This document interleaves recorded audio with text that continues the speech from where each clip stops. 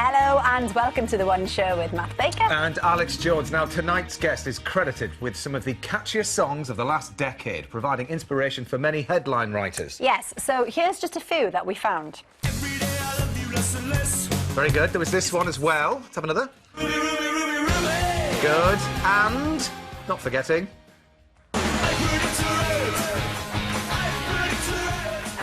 I predict a fry-up. It's brilliant. Can you match the headline to the guest, we wondered? Well, it is, of course, voice coach and Kaiser Chief, Ricky Wilson. Ricky, good to see you.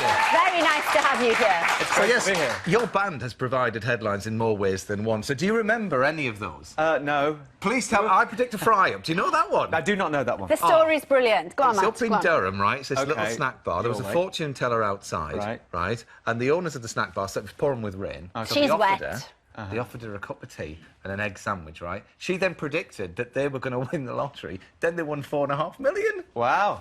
Well, that's a good story. But I go around telling people they're going to win the lottery, and one day I'll get lucky, and they go, you know what? You predicted. Yeah. Ricky Wilson Straight once back at you. told me. Yeah. Well, more about The Voice and the new album later, as well as the groom, whose wedding video became an internet sensation when he got a multitude of stars to send a message to his bride-to-be, including Ricky here. Now find out. Yeah, Stephen was over there. Find out how he did it later on. Now, the majority of which, I'm guessing those clips were filmed using mobile phones. Now, every year in the UK, around 800,000 mobiles are reported stolen, and many are taken as easily as this.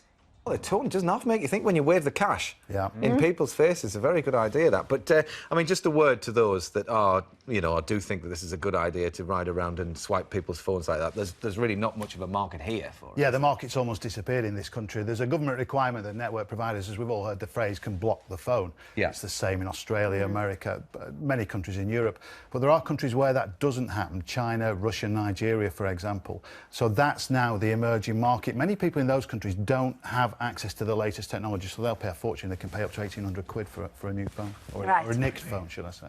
And every phone around the world has an IMEI number, don't we? Which means that you can use that number to block the phone. Yeah. Each phone has a unique fingerprint, and it is that number. If actually people at home want to find out that number, all they do is dial in this. They dial in *#06#, and then that will bring up your fingerprint number, we'll call it, the IMEI. Now, what you can do is log that on to a website called immobilise.com. Then if it's lost or stolen, you put it on the website that it's been lost or stolen. Then if the police do find it, they can reunite you with your phone. They can also get valuable evidence that it's been stolen in the first place. Second-hand dealers can go onto that website to see if they're being sold a dodgy phone. And police can also access that to see if anyone's trying to sell a dodgy phone. So it's a good idea to register. Yeah, and we were talking about this a little bit earlier, Ricky. I mean, you had your phone stolen in quite a horrific way, didn't you? Yeah, last October I was mugged, and when I came to, it was gone.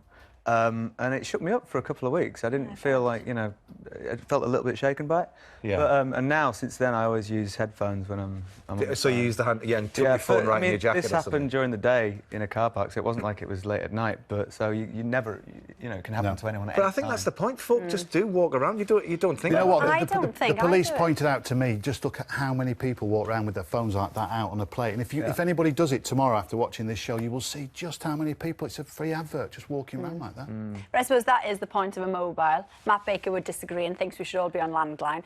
But, you know, you need to be able to take your phone with you. That's the point. But what can we do then to help Well, there are protect some our groovy phone? little things you can do with apps, and many of these apps are free. For example, Ricky's stolen my phone. There it is. You've got my phone. I've downloaded an app, right? For example, he'll try and put in the wrong passcode a few times. Okay. He'll take his photograph, beautiful as he is, and send it to my laptop so I can identify the thief. Also, I can GPS track him with another app. And there's this particular app that I like the best. So he's nicked my phone. I've gone home, gone onto a website where I've downloaded this app from, and this happens. This phone has been lost or is stolen. And it just keeps doing that, does it, Tony? He can take the battery out, he can take the SIM card out, he can turn the volume up and down, and it will do that all the time, so it's useless to him. I like There you go. that. Do you like that? Sounds like Will I Am, weirdly. I do like that. My girlfriend had lost a phone, and we were doing the Find My Phone thing. Yeah. And can we shut this up? No. We can't. No, that's the point. That's the whole point. So, yeah, and I can still I was hear it. on my bike and she was on the landline. She was going left a bit, and I was going like that. And I thought, what am I going to do when I When find I the get person with the there. phone? So I thought, Yeah. I'll leave it. We'll buy another phone. It'll be fine. There you go. It's still going. It's actually quite nice. Still going in your pants. Might start Ride Britain in a minute as well. Well, yeah, I wasn't going to mention that. Thank you, Tony. It's okay. Thank you. Now, last summer, a type of Second World War German bomber that was thought to have disappeared from existence was lifted from the English Channel. Now, to mark this amazing discovery, the One Show took Wing Commander Tom Neal, a veteran of the Battle of Britain, to visit something that he thought he'd never see again.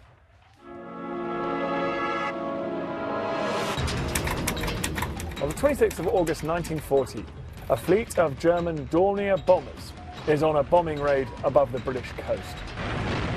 For these bombers, the skies are an extremely dangerous place. It's not long before aircraft 5K AR is hunted down and engaged by a British fighter. The only way of shooting the aircraft down was to get as close as you possibly can, line the stern. Right behind, when you close your eyes and just press.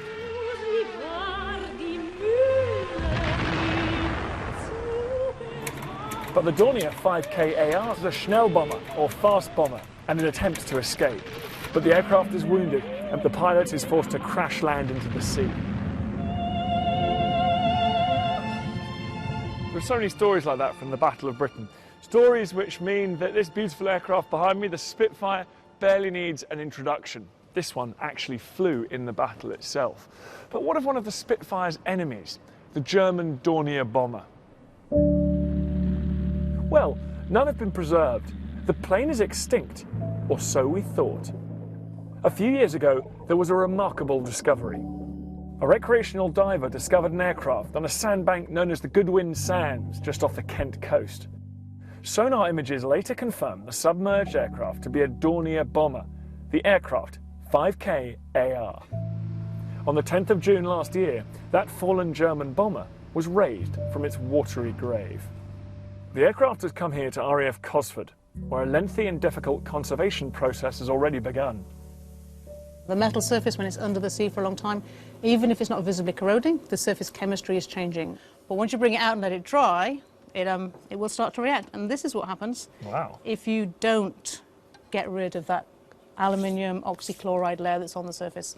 So the spraying is designed to clean the surface of the metal before it's fully exposed to the atmosphere. There are 3 bullet holes here, and these were fired probably in the attack that sealed the fate of this bomber. And yet the irony here is that because this bomber was shot down, crashed into the sea, that is what has ensured its preservation. The conservation of this last remaining Dornier will help preserve the memory of a formidable air rivalry that was in danger of being forgotten. But I must confess that, 70 years later, it's not a time for gloating, because I realise that the people I shot down, 5 out of the 7 were killed, which is something one doesn't dwell upon, but there we are.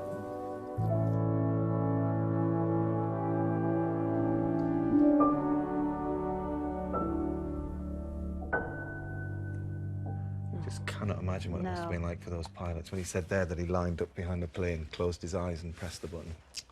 I bet Dan had a brilliant day with Tom, though. Yeah. Hearing